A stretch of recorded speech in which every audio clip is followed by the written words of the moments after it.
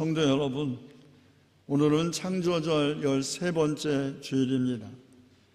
모든 만물을 은혜로 맞아주시며 지으신 모든 피조물에게 긍휼을 베푸시는 주님께서 우리를 부르셨으니 마음과 뜻과 정성을 다해 하나님을 예배합시다.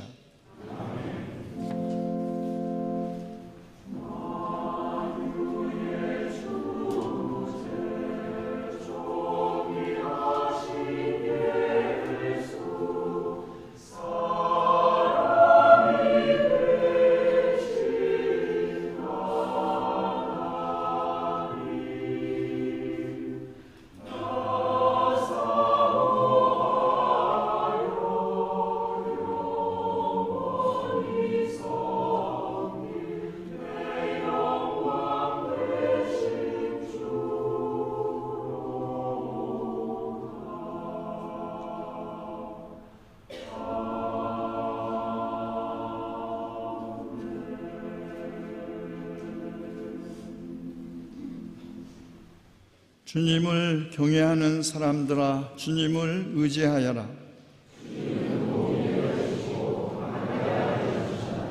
주님께서 우리를 기억하여 주셔서 복을 주시고 이스라엘 집에도 복을 주시며 아론의 집에도 복을 주신다.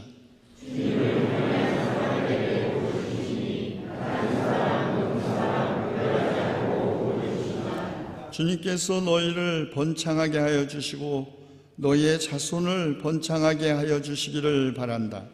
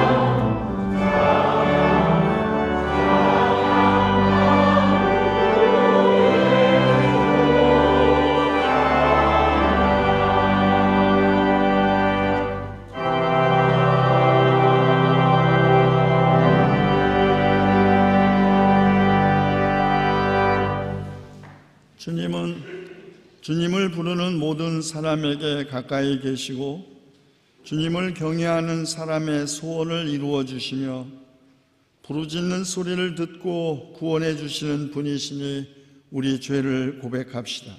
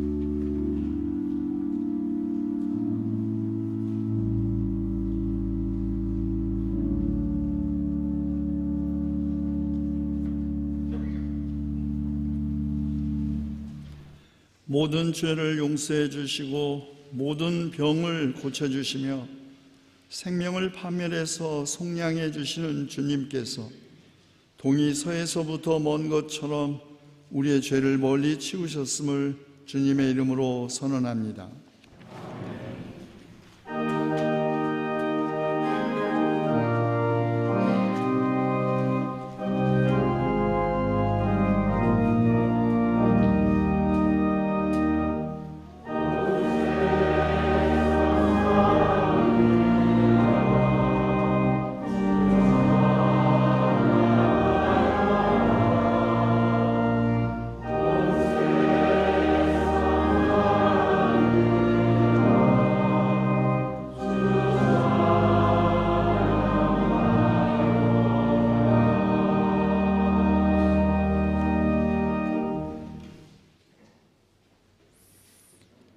구약의 말씀은 다니엘서 7장 13절에서 14절까지입니다.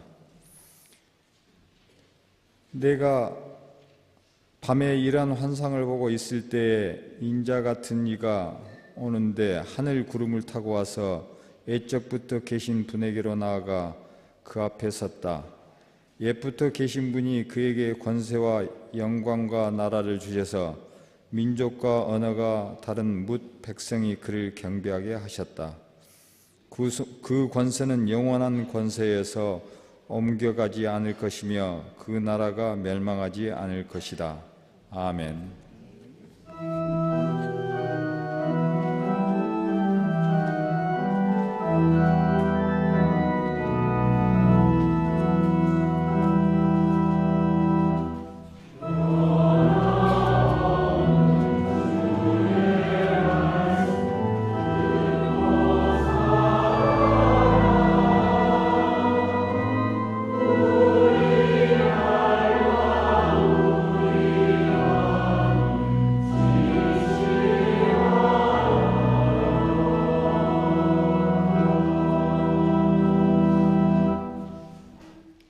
서신의 말씀은 요한계시록 1장 5절에서 8절까지입니다.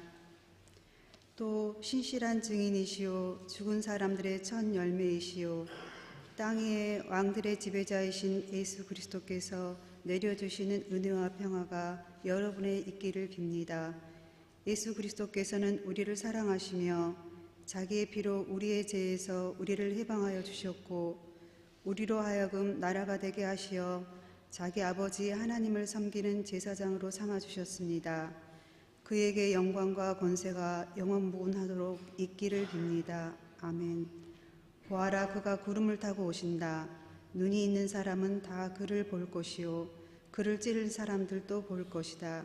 땅 위의 모든 족속이 그분 때문에 가슴을 칠 것이다. 꼭 그렇게 될 것입니다. 아멘. 지금도 계시고 전에도 계셨고 앞으로 오실 전능하신 주 하나님께서 나는 알파요 오메가다 하고 말씀하십니다. 아멘.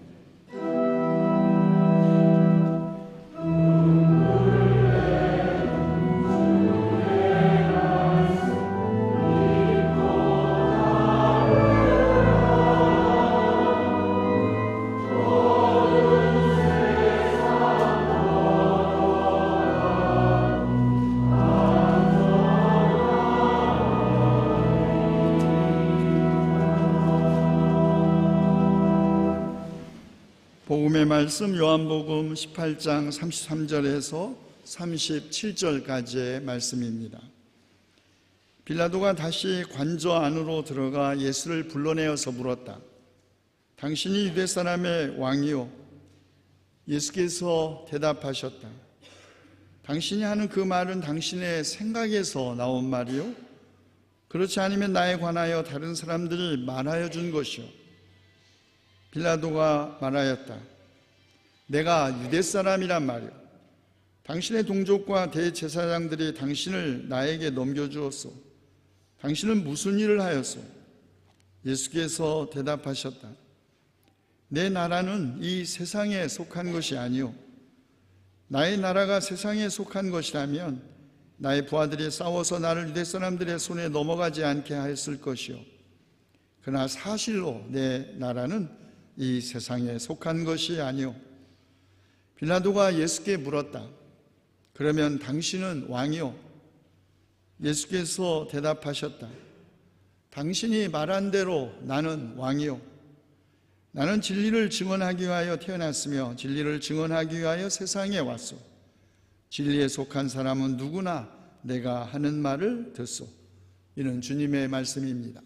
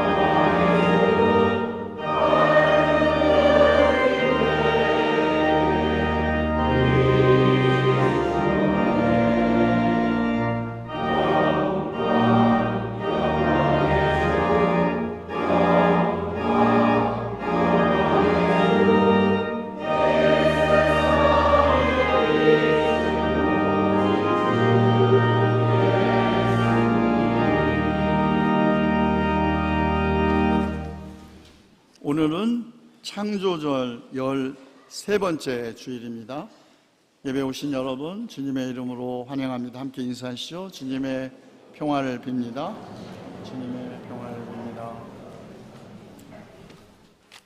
어제 하도 눈이 많이 오고 길이 미끄러워서 어제 사실은 우리 교회 어르신들께 교회 오지 마시고 집에서 스마트폰으로 예배를 드리세요라고 문자를 돌리려고 했는데 눈이 많이 녹고 좀 풀어져서 문자를 안 보냈습니다. 눈이 많이 오면 오지 마세요. 네, 집에서 요즘은 스마트폰으로도 예배도 드리고 뭐 다 홈페이지에 들어가서 하실 수 있어요. 네, 오시다가 넘어지면 오히려 더 큰 일 나니까요.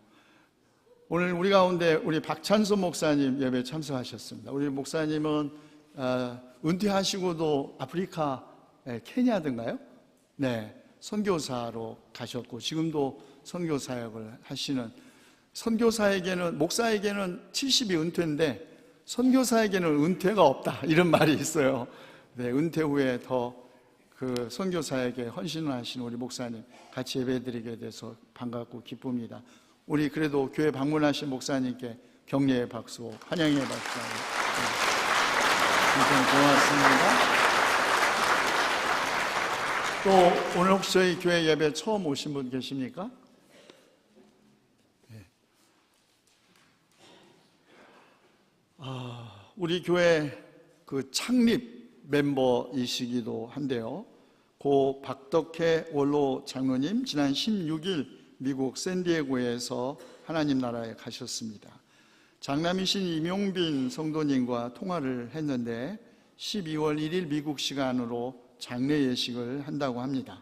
교회 여러분들, 장로님을 아시는 교회 여러분들 함께 기도해 주시기 바랍니다. 또 한 분의 우리 신앙의 어머니 전초월 권사님 지난 12월 20일 새벽 향년 96세로 하나님 나라에 가셨습니다. 대전 국립현충원에 모셨습니다. 유족인 이해학 집사님과 또 김필영 권사님의 시어머님 또 모든 유족들은 일부 예배 때 교회 여러분 앞에서 인사드렸고요. 또 장례를 감사하는 뜻으로 교회 여러분들을 대접합니다. 고맙습니다. 우리 교회 김숙자 원로권사님, 한국기독교교회협회가 주관하는 88선언 30주년 초한자 감사패를 고 강문규 원로집사님을 대신하여 지난 15일에 받았습니다. 축하드립니다. 아시는 것처럼 한국기독교교회협회 지난 88년에 선언한 88선언은 남북의 화해와 또 민족의 평화적 통일을 위한 역사적인 기념비적인 문건이었습니다. 박찬호 집사님, 진미라 집사님의 따님이신데 우리 박혜울 교우가 제3회 한국과학문학상 기파라는 장편 작품으로 대상을 수상하셨습니다. 축하드립니다. 이철수 집사님, 여정성 장로님 출국하셨습니다. 건강하게 일을 마치고 돌아오실 수 있도록 기도해 주시기 바랍니다. 지난 2016년부터 우리 교회 학교 어린이부 전담 전도사님으로 수고하신 신나라 전도사님께서 전도사직을 사임하게 되었습니다. 건국대학교 전임 교수님으로 초빙을 받았기 때문입니다. 그동안의 수고를 기억하고 감사하는 뜻으로 교회가 마련한 꽃다발 전해드리겠습니다. 대학에 가서도 우리 경동교회 물론 당연히 출석은 하시겠죠. 경동교회를 더욱 빛나게 해 주시라고 믿고 그동안의 수고에 감사합니다. 여러분 함께 축하해 주시기 바랍니다.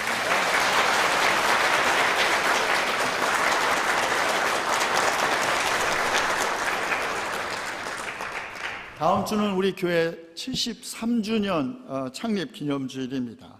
1부 예배 성만찬이 있고요. 2부 예배 때 세례명 견신례 그리고 장로 두 분의 임직 예식이 있습니다. 오후 3시에는 창립 축하 음악회가 계획되어 있고요. 교회 학교는 9시 반에 한꺼번에 연합 예배로 드릴 계획입니다. 오늘 오후 1시 반에 세례명 견신례 문답이 당일실에서 있고요. 아기 세례 문답은 12월 23일에 있습니다. 지난 8월부터 10월까지 예비 등록하신 교우들의 세교육 교육이 지금 이미 진행 중에 있습니다. 경동 갤러리 카페 이번 전시는 우리 어린이부 3학년에 재학 중인 김소윤 어린이의 작품 꼼지락꼼지락이라는 주제의 작품 전시를 합니다. 한번 가서 보세요. 저는 어제 봤는데 아주 재미있는 작품입니다. 여신도의 실행위원회 오늘 오후 1시에, 그리고 여신도의 바자회는 일부 예배 때부터 진행 중에 있습니다. 2019년 네 번째 혼인학교 둘이 함께 걷는 길 신청을 받는데 오늘까지 해주시면 고맙겠습니다. 수요 작은음악회 열린산행 주보를 참고해 주시기 바라고요. 필리핀의 수해와 산사태 재난을 당한 사람들을 돕기 위한 옷과 신발을 모으는 구호 물품을 보내주신 우리 교우 여러분들께 깊이 감사드립니다.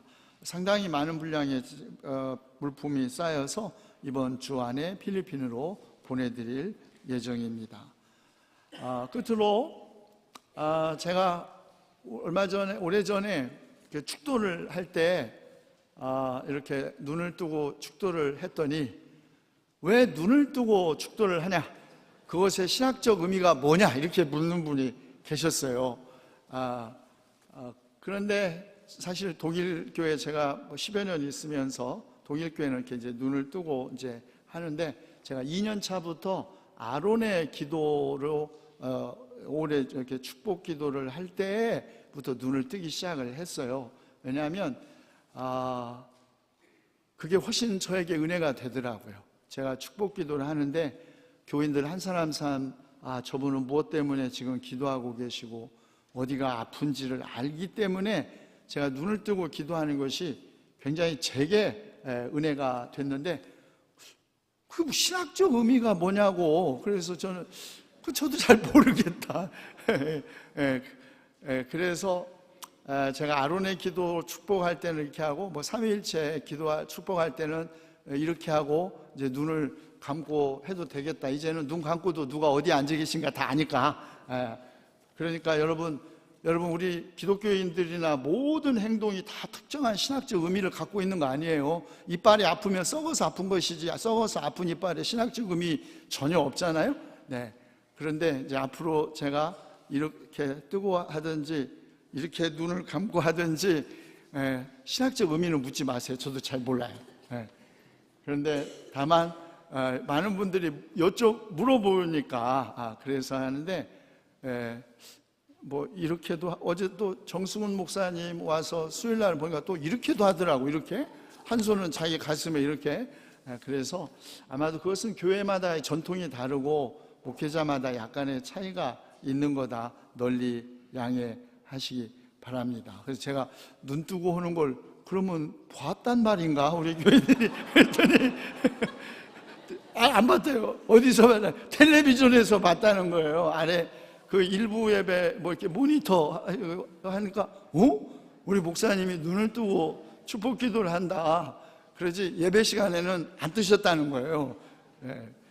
그러니까 앞으로 제가 이렇게 눈을 감고 하든 이렇게 하든 여러분 전혀 개의치 마시고 그냥 하나님의 복을, 은혜를 받고 나눈다 생각하시지 신학적 의미에 대해서 묻지 마세요. 저는 모든 걸 다 알지는 못합니다.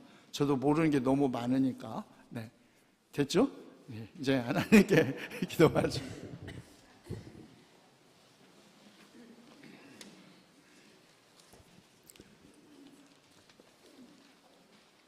사랑의 주 하나님, 이 좋은 계절에 저희에게 창조절 13번째 주일을 허락하시어 주님 전에 같이 모여 하나님만을 경배하게 하시오니 감사합니다. 이 예배를 모든 정성과 마음 깊은 곳에서 나오는 하나님에 대한 사랑으로 드리오니 존귀하신 하나님께서는 홀로 영광 받으시옵고 우리 모두는 하나님과 소통하는 기쁨을 누리게 하셔서 하나님께서 창조하신 이 생명은 하나님의 계획에 의하여 만들어진 은총의 선물이라 굳게 믿고 하나님 아버지만이 이 세상 모든 것들의 주인이라고 고백하는 성스러운 아침 되게 하옵소서. 생명과 빛의 하나님, 이 세상을 만드시고 그 위에 우리를 만들어주신 하나님의 사랑 앞에서 하나님의 은총을 나눠야 마땅한 이 시간에 우리는 그리하지 못하고 있음을 고백합니다. 열악한 고시원에서의 화재 사고, 음주운전자로 인한 억울한 사망사고, 법원 최고위층의 권력 누름, 저질스러운 문화로 자리 잡혀가는 갑질 현상 등 우리의 죄는 차고 넘치오니 이 창조절에 하나님의 말씀만을 의지하고 하나님 나라를 위해서만 살아갈 수 있는 지혜와 분별력 내려 주시옵고 긍휼히 여겨 주시옵소서. 사랑의 주님, 하나님이 만드시고 보기 좋았다 하신 그 세상을 보러 가는 과정은 어떠한 길보다 험난하였습니다. 고통으로 인내를 배우게 하셨고 위험으로 담대함을 가르쳐 주시기도 하셨습니다. 손가락과 발가락이 잘려나가는 듯한 추위와 숨이 차서 단 한 발짝도 옮기기 힘든 상황이었으나 거기 5,550m에서 바라본 하나님의 작품은 아름다웠고 경이로움 그 자체였으며 모세에게 내가 서 있는 곳은 거룩한 땅이니 너는 신발을 벗어라 라고 하신 말씀도 들리는 듯 하였습니다. 저는 주 하나님 지으신 모든 세계 내 영혼이 찬양하네라고 노래할 수밖에 없었고 흐르는 눈물은 더 이상 아무것도 보이지 않게 하였습니다. 돌아내려오는 저에게 하나님께서는 내가 만들고 보기 좋았던 모든 창조물들을 너희는 어떻게 하고 있느냐라고 물으시는 것 같았습니다. 우리 사람들은 욕망의 물신이 되어 모든 걸 더 가져야만 하는 충실한 바알 교도가 되어서 무분별한 파괴를 일삼으며 살아가고 있다는 생각이 들어서 주님, 제가 잘못했습니다라고 하나님의 아름다운 창조물 앞에서 회개의 기도를 하지 않을 수 없었습니다. 은혜의 하나님 아버지, 지난주에는 우리 경동의 믿음의 어머니, 기도의 어머니이신 전철 권사님을 하나님 나라에 돌려보내드렸습니다. 하나님의 품 안에서 영생을 얻게 하여 주시고 그 가족들에겐 위로의 은총 내려 주시옵소서. 또한 타국에서 소천하신 원로 장로님 가족도 위로해 주시옵소서. 성도들 중에 마음은 있으나 예배에 참석하지 못한 우리 형제들에겐 하나님의 사랑을, 수상한 교육엔 큰 기쁨 누리게 하옵시며 모든 기도회와 행사는 하나님 말씀을 증거하게 하시옵고 우리의 자녀들을 위하여 헌신하는 교회학교 교사들과 하나님께 성가를 바치는 성가들을 기억하여 주시옵소서. 최수일 목사님께서 증거해 주시는 하나님의 말씀 붙잡고 험한 세상 살아갈 수 있게 목사님께 성령의 담비 내려 주시옵소서. 모든 것 감사드리오며 우리 주 예수 그리스도의 공로 받들어 기도드립니다. 아멘.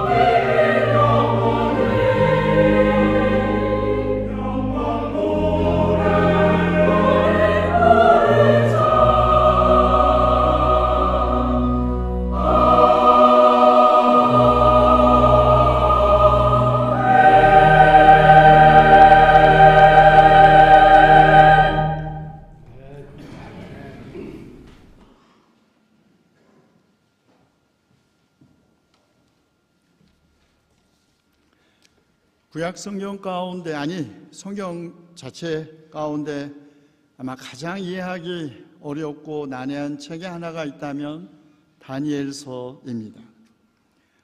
오늘 우리가 성경 안에 가지고 있는 최종 형태로서의 다니엘서는 주전 167년부터 164년 기간에 완성된 것으로 추정합니다. 그러나 좀 더 오래된 부분인 다니엘서 1장부터 6장까지는 페르시아 제국 시대의 말기와 헬레니즘 시대 초기에 형성된 것으로 생각됩니다.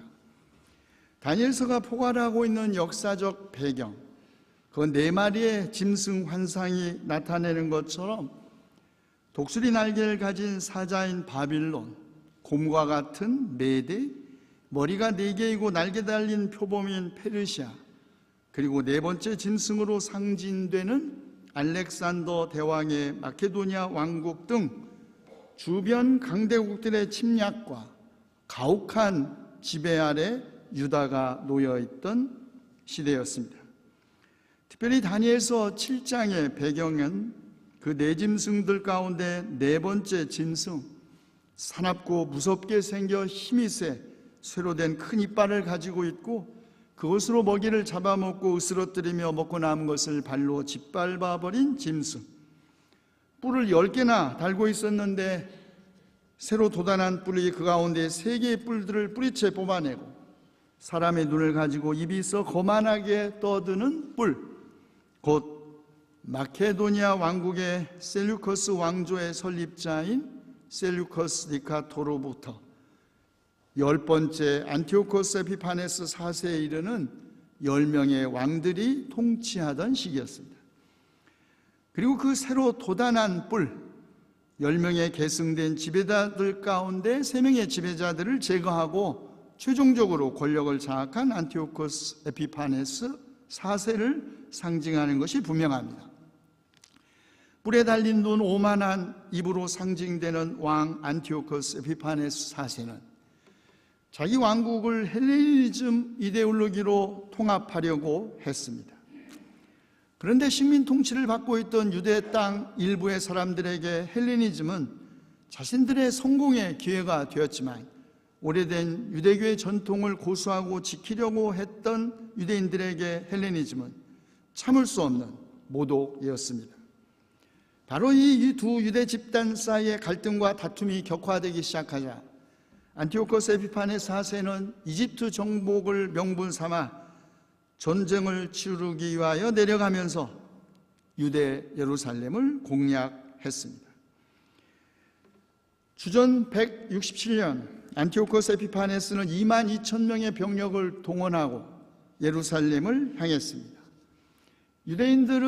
율법에 철저한 유대인들은 안식일에 아무것도 일을 하지 않고 게다가 전투도 하지 않는다는 정보를 가진 그는 안식일을 이용하여 예루살렘 성을 공격, 살육과 방화, 약탈, 그리고 어린이와 여자들을 노예로 잡아갔습니다. 모든 절기 축제와 율법을 금지시켰고 예루살렘 성전 한가운데 제우스 신상을 세우고 유대인들이 그토록 혐오하는 돼지고기로 제물을 바쳐 성전과 유대인들을 모독했죠. 바로 그런 상황이 다니엘서 11장에 다음과 같이 서술되어 있습니다. 그의 군대가 성전의 요새를 더럽히고 날마다 드리는 제사를 없애고 흉측한 파괴자의 우상을 그곳에 세울 것이다. 지혜 있는 지도자들 가운데 얼마가 칼에 쓰러지고 화형을 당하고 사로잡히고 약탈을 당할 것이다. 바로 이런 상황이 다니엘서의 배경입니다. 그렇다면 다니엘은 어떤 사람이었을까요? 우리는 다니엘서 외에는 그가 누구인지를 알 수 있는 그 어떠한 자료도 가지고 있지 않습니다. 다니엘서에 따르면 다니엘은 유다왕 여호와김 제3년 바빌로니아의 느부갓네살 왕의 침략으로 예루살렘이 함락된 후 포로로 끌려갔던 왕과 귀족의 자손들 가운데 소년이었습니다. 다니엘서에 따르면 그는 몸에 흠이 없고 용모가 잘생기고 모든 일을 지혜롭게 처리할 수 있고 지식이 있고 통찰력이 있고 왕궁에서 왕을 모실 만한 능력이 있는 소년들 가운데 뽑혀 바빌로니아의 언어와 문학을 3년 동안이나 수업시킨 소년들 가운데 한 사람, 특별히 문학과 학문에 능통하였으나 환상과 온갖 꿈을 해석하는 능력을 그가 믿는 하나님으로부터 부여받은 소년이었습니다. 그런데 다니엘, 왕이 내린 음식과 포도주를 거부하고 오직 물과 채소만 먹은 것으로 미루어 보아 우리는 다니엘이 헬레니즘 혹은 이교도와의 일체의 타협을 거부했던 경건한 사람들이라고 불렸던 하시림 집단에 속했던 인물이라고 추정합니다. 이들은 주전 2세기 안티오코스 에피파네스에게 저항하여 유대의 독립을 추구했던 마카베오 혁명이 내부의 분열과 권력 다툼으로 망가지기 이전까지는 바로 이 마카베오 혁명과 유대 독립 운동에 참여했던 사람들이었습니다. 그렇다면 청년 묵시문학과 다니엘이 그가 목숨을 걸고 당대 제국의 통치 이데올로기였던 헬레니즘과 안티오코스 에피파네스에게 저항했던 이유는 무엇이었을까요? 다리우스 왕의 신뢰를 받던 다니엘을 시기했던 일부의 사람들이 왕을 꼬드겨 30일 동안 왕 외에는 다른 신이나 사람에게 간구하는 사람은 사자굴에 넣게 하는 칙령을 발표하게 하죠. 그들은 이미 다니엘이 그 어떠한 명령에도 불구하고 다니엘 자신의 신앙을 충실하게 지킬 것을 알고 있었기 때문에 그런 음모를 꾸몄습니다. 그리고 그것이 어떤 결과를 초래하는지 익히 알고 있었지만 다니엘은 인용컨대 늘 하듯이 하루에 3번씩 그의 하나님께 무릎을 꿇고 기도하며 감사를 드렸다고 합니다. 다니엘이 그렇게 할 수 있었던 이유는 어디에 있었을까요? 그것은 다니엘이 역사의 주인은 오직 하나님이시고 역사를 자신이 정한 종말을 향해 이끌어가는 분이시라는 확신을 가지고 있었기 때문입니다. 그리고 그 역사의 종말에 하나님은 자기 편에 선 사람들과 하나님께 대적한 사람들을 구분하는 심판을 하시리라는 믿음을 가지고 있었기 때문입니다. 악한 짐승 같은 폭업적 권력자를 제거하고 그 시체를 뭉그러뜨려 타는 불에 던진 후 비로소 시작되는 심판. 그 심판은 권력자들에게는 역사의 종말이지만 생명의 책, 기억의 책에 이름이 기록된 이들에게는 하나님의 역사가 완성되는 때라는 것이죠. 이런 믿음, 죽음의 위협 속에서도 다니엘이 지킬 수 있었던 것, 그것은 그가 지극히 평범한 일상생활에서 지켜야 했던 채식과 기도에 철저했기 때문입니다. 아주 지극히 평범한 일상에서 단 하나라도 신앙을 철저하게 지키는 것이 우리들의 목숨을 걸 만큼 절박한 결정적 순간에 결단에 힘이 된다는 것을 우리는 익히 우리의 경험으로도 알고 있습니다. 다니엘 이야기는 창세기의 요셉 이야기와 자주 비교되죠. 왜냐하면 이 두 사람 모두 해몽의 능력으로 애국의 왕궁에서 중책을 담당하였고 이방 통치자들에게 자기의 종교를 인정받게 되었던 민족적, 종교적 자긍심을 보여주기 때문입니다. 그러나 요셉 이야기, 하나님의 구원사에 포함되어 있는데 반해 다니엘 이야기는 하나님의 승리를 수반하는 역사의 종말에 대한 약속과 연결되어 있다는 것이 작은 차이일 것입니다. 그럼에도 불구하고 이 두 이야기의 공통점은 오직 하나님만이 역사의 주님이시다라는 고백입니다. 그리고 땅의 사건들을 향한 하나님의 급진적 개입을, 그것이 하나님의 심판이라는 것이죠. 다니엘은 마침내 하나님께서 제국들을 심판하시고 권세를 빼앗고 멸망시켜 나라와 권세와 온 천하 열국의 위력이 하나님 나라의 거룩한 백성에게로 돌아갈 것이라는 환상을 보았습니다. 그리고 그 환상으로 헬레니즘의 동화를 거부하고 저항하면서 박해를 견디었던 유대 민족을 위로했던 것이죠. 다니엘서를 이어 신약성경 시대의 묵시문학 전통을 이어받은 사람은 요한계시록의 저자입니다. 당시 세계를 지배했던 로마 제국의 박해 속에서도 요한계시록의 저자는 오직 그리스도만이 땅 위의 왕들의 지배자이시고 오직 예수 그리스도에게만이 영광과 권세가 영원 무궁하며 오직 예수 그리스도만이 지금도 계시고 전에도 계셨고 앞으로도 오실 전능하신 주님이시다, 이렇게 고백했습니다. 그러나 우리가 다 아는 것처럼 고백은 현실이 아닙니다. 다니엘은 세상 권세를 가진 모든 통치자들이 자기 조국 유대를 섬기고 복종하는 환상 이루어지는 것 보지 못했습니다. 마카보의 저항과 독립운동의 성과를 거두어 짧은 기간이지만 비록 짧은 기간이지만 하스본 왕조를 형성하기는 했으나 기원전 67년 하스본 왕과의 계승투쟁에 개입한 폼페이우스가 유대 왕국을 공납국으로 만들어 유대 왕국은 다시 로마의 속국으로 전락했을 뿐입니다. 그 후 유배지 반모섬에서 로마 제국의 박해가 끝나는 미래를 꿈꾸었던 요한도 결코 살아생전에 새 하늘과 새 땅이 이 지상에서 실현되는 것을 보지 못했습니다. 그렇다면 그리스도인들의 이런 비전과 고백, 곧 하나님만이 역사의 주인이시고 하나님이 역사를 심판하시고 종말로 인도하신다는 주장은 전혀 비현실적이고 순전히 그리스도인들의 아전인수식 역사 해석이란 말일까요? 우리의 현실은 여전히 힘있는 강대국들이 지배하고 있고 그들이야말로 이 땅 위에서 나라와 권세와 영광을 독점하고 있는 통치자들인데, 이런 상황에서, 이런 현실에서 아니, 나라와 권세와 영광은 오직 하나님의 것이라는 말, 그런 고백, 그런 주장, 자기 기만이거나 독단적 선언이 아닐까요?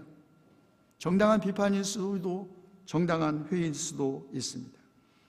우리가 경험한 역사, 지금도 경험하고 있는 현실을 보면 진실로 역사의 주인은 여전히 군사 경제 대국이지 하나님이 아닌 것 같습니다. 우리 눈에는 하나님의 심판이라고 해석될 만한 사건들이 있지만 그것들도 다 결국은 인간이 스스로 만들어낸 전쟁이거나 자연적 재난이지 초월적 존재에는 하나님의 역사 개입과 심판으로 볼 수 없다고 주장하는 사람도 있습니다. 아무리 역사는 해석의 문제라고 하지만 역사를 하나님의 약속과 해방, 심판과 구원사의 틀에서 보는 것은 단지 그리스도인들의 자의적 역사 해석이라는 것이죠. 과연 그럴까요? 우리는 먼저 성경의 묵시문학의 성격을 살펴볼 필요가 있습니다. 묵시문학, 아포칼립스, 드러내다, 뚜껑을 열다라는 뜻에서 온 것이죠. 비록 묵시문학이 미래의 일을 수많은 상징 언어와 이미지로 예시하는 형식을 취하고 있기는 하지만 그 미래는 언제나 현재적 미래, 현재가 극복된 미래입니다. 현재와 관계없는 미래 없습니다. 이전의 하늘과 이전의 땅, 옛 하늘과 옛 땅 없이 새 하늘과 새 땅이 있을 수 없지요.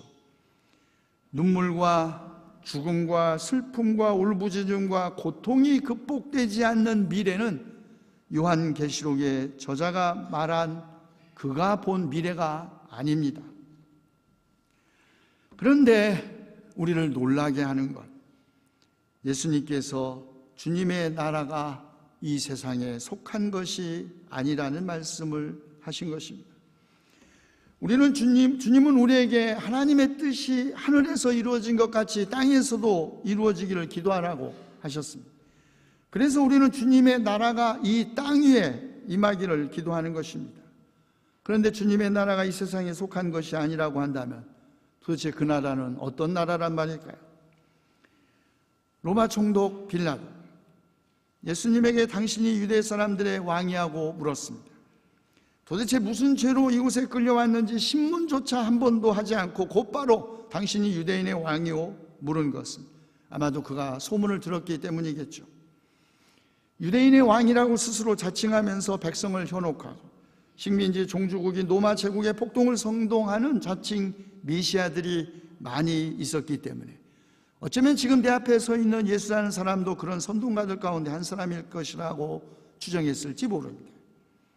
그리고 그것은 예수님의 질문에 대한 빌라도의 답변으로 사실임이 드러납니다. 당신이 하는 그 말은 당신의 생각에서 나온 말이요? 그렇지 않으면 나에 관하여 다른 사람들이 말하여 준 것이요? 묻는 질문에 빌라도는 내가 유대인이란 말이냐? 라고 되물었죠.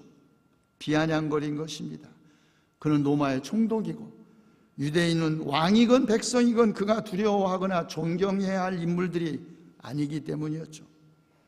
그때 예수님, 내 나라는 이 세상에 속한 것이 아니다 라고 말씀하셨습니다. 영어 성경이나 독일어 성경을 보니까 속한 것이라고 번역된 이 영어 성경이 My kingdom is not from this world 이렇게 번역했습니다. 이 세상으로부터 나온 나라가 아니라는 것이죠. 이 한마디 말씀으로 예수님은 지금 자기 앞에서 자기를 신문하는 로마 총독 빌라도, 네가 알고 있는 나라, 오직 군사력과 경제력에 의해서 서열이 정해지고 오직 폭력에 의해서 평화가 유지되는 팍스 로마나, 그리고 그런 제국의 식민지 국가가 자기가 꿈꾸고 선포한 하나님 나라가 아니라는 것을 밝히신 것입니다. 그런데 지금 자기 앞에 서 있는 한 초라한 죄인, 나라와 군대는커녕 추종자 한 명도 없이 서 있는 이 청년이 생각하는 나라가 어떤 나라인지는 몰라도 자기 나라에 대해서 말하고 있으니 빌라도는 또다시 질문한 것입니다. 그러면 당신은 왕이요? 두 번째 같은 질문, 첫 번째 질문보다 훨씬 더 냉소적이었을 것입니다. 그때 예수님은 대답하셨죠. 그렇다. 당신이 말한 대로 나는 왕이다. 나는 진리를 증언하기 위하여 태어났으며 진리를 증언하기 위하여 세상에 왔다.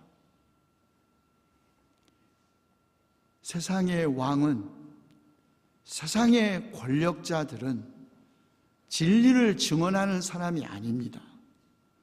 그들은 스스로 자기가 진리라고 확신하고 있는 사람들입니다.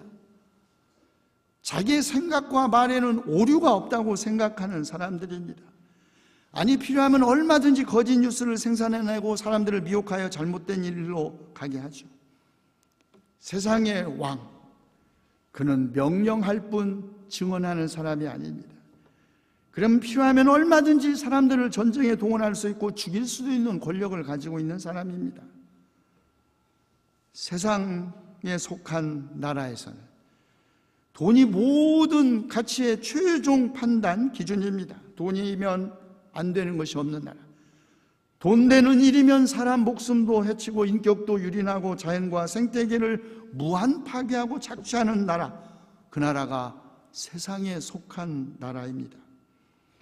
교사가 자기 딸들 성적을 위해서 시험지를 훔치는 나라, 단돈 몇백 원 때문에 분노를 조절하지 못해 사람을 죽이는 나라, 조금의 이권도 양보할 수 없어 타협이 불가능한 나라, 내가 하면 노면서 남이 하면 불륜이 나는 억지 주장이 통하는 나라, 입만 열면 정의를 외치지만 정작 자신이 손해보는 일은 눈꼽만큼도 하지 않는 나라, 국익과 사익을 추구하는 공직자들이 더 잘 나가는 나라, 갈등이 극단적 증오와 대결로 치닫는 나라, 그래서 양심의 마지막 보루라는 사법과 종교마저 신뢰를 상실한 나라, 그런 나라, 세상에 속한 나라, 세상으로부터 나온 나라입니다.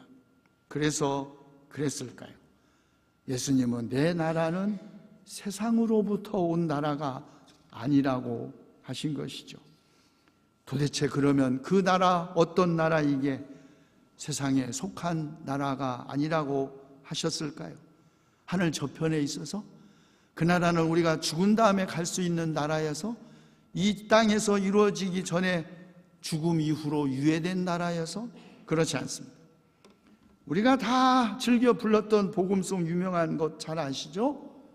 믿음으로 가는 나라, 돈으로도 못 가요 하나님 나라, 힘으로도 못 가요 하나님 나라, 거듭나면 가는 나라 하나님 나라, 믿음으로 가는 나라 하나님 나라, 벼슬로도 못 가요 하나님 나라, 지식으로 못 가요 하나님 나라, 거듭나면 가는 나라 하나님 나라, 믿음으로 가는 나라 하나님 나라.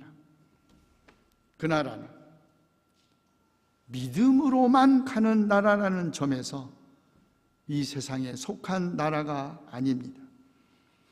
여권이나 비자가 없어도 가는 나라, 힘과 돈, 지식과 권세가 없어도 들어갈 수 있는 나라이기에 세상 나라와 다른 것이죠. 그러면 그 나라 도대체 어떤 믿음이 있어야 들어갈 수 있을까요? 역사의 주님은 만물의 창조주이시고 역사의 심판자이신 오직 하나님이시라는 믿음 아니고 그 무슨 믿음이겠습니까? 악이 승리하는 것처럼 보여도 최후의 승리는 오직 하나님으로부터만 온다는 믿음 아니고 그 어떤 믿음이겠습니까? 하나님은 마음이 정직한 사람과 마음이 정결한 사람에게는 선을 베푸시는 분이라는 믿음 아니고 그 어떤 믿음이겠습니까? 악인은 그 악함 때문에 끝내 죽임을 맞고 의인을 미워하는 사람은 반드시 마땅한 벌을 받을 것이라는 믿음 아니고 무슨 믿음이겠습니까? 우리는 주님의 기도의 마지막 문장을 잘 알고 있습니다. 나라와 권세와 영광이 아버지께 영원히 있사옵나이다.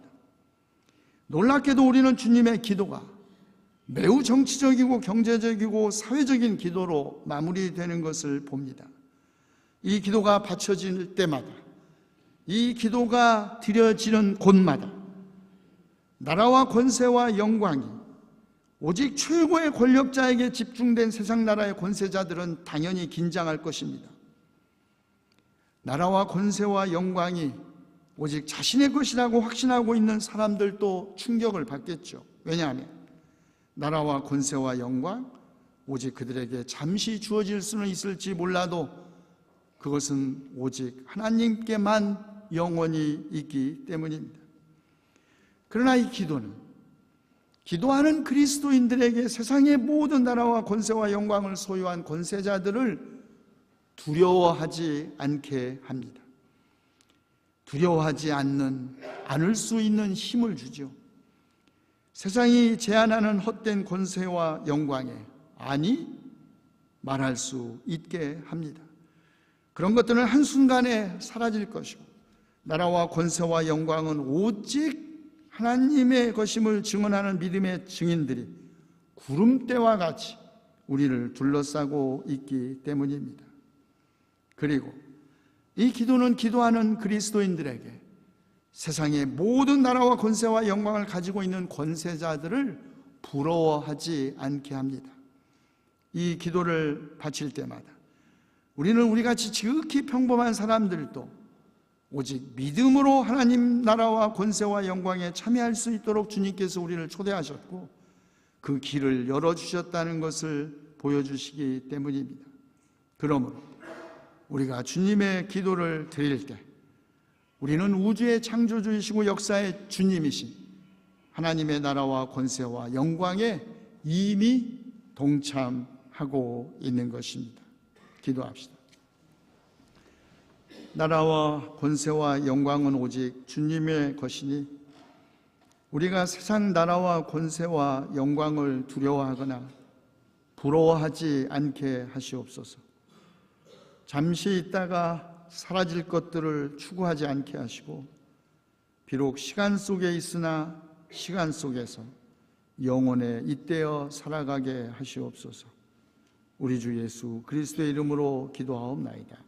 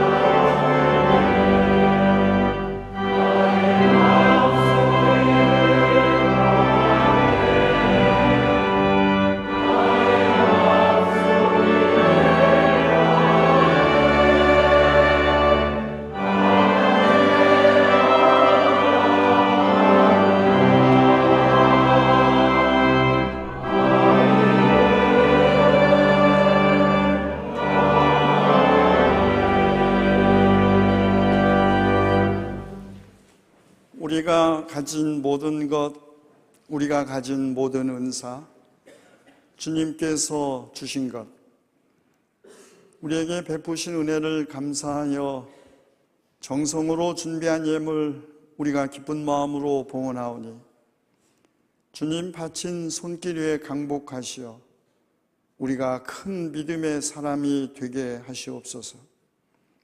하늘아버지께서는 우리에게 필요한 것이 무엇인지 다 아시는데 우리는 언제나 무엇을 먹을까, 무엇을 입을까 걱정하며 살고 있습니다.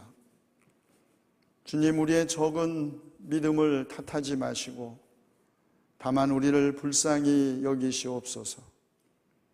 하여 우리가 솔로몬의 영화를 부러워하지 않고 하나님께서 기르시고 돌보시는 들의 백합화를 솔로몬의 영화보다 더 아름답게 볼 수 있는 그런 믿음의 눈 갖게 하시옵소서. 우리 주 예수 그리스도의 이름으로 감사하며 기도하옵나이다.